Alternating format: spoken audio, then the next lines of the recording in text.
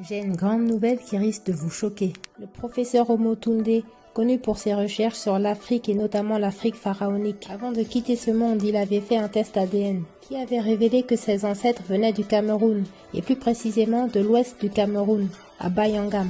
Le roi Bayangam lui a d'ailleurs fait construire une demeure, ici même à Bayangam. Et cette maison construite en son honneur est aujourd'hui devenue un lieu sacré.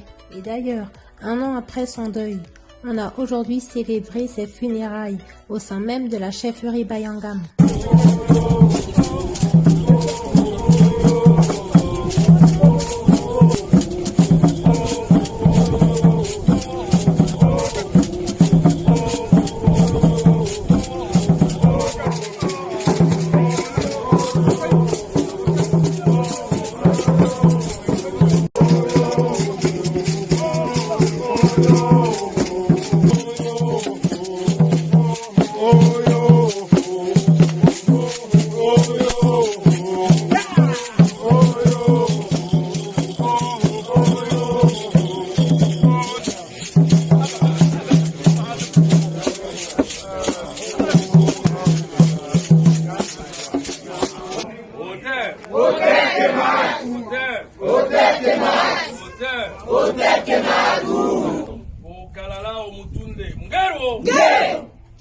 Les gens sont venus de partout pour célébrer les funérailles de Motunde. Oui, bonjour. Est-ce que vous pouvez vous présenter?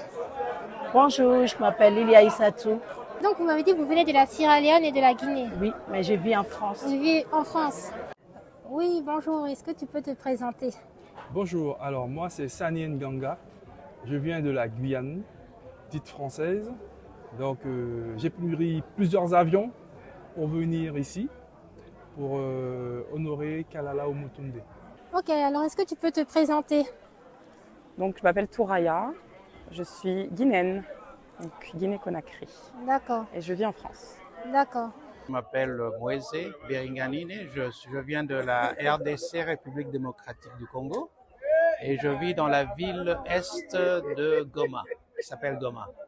Bonjour, moi c'est Hangi Benini, viens du Congo, Kinshasa, et je suis venu à cette cérémonie pour honorer Niusere Kalala Omotunde. Ce fut donc l'occasion de se reconnecter à la terre-mère.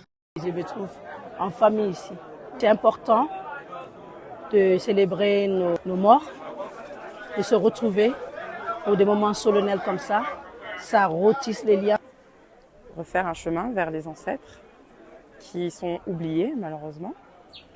Et donc recréer la connexion afin de les honorer et aussi de demander leur assistance. C'est tout nouveau pour moi de voir des personnes de la Guadeloupe, de par le monde entier, qui viennent de la France, de Haïti et des Amériques, de venir au Cameroun, plus précisément à Bayangam. J'ai été impressionné par l'énergie qui vibrait en eux, en ces personnes qui ont décidé de venir au Cameroun, plus précisément à Bayangam, pour s'imprégner non seulement de la culture.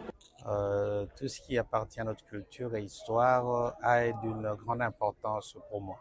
Ce fut aussi l'occasion de se remémorer l'enseignement légué par Omotunde. C'était un enseignant qui poussait un jeune à découvrir sa spiritualité, son origine et à rentrer en symbiose avec ce qu'il a appris.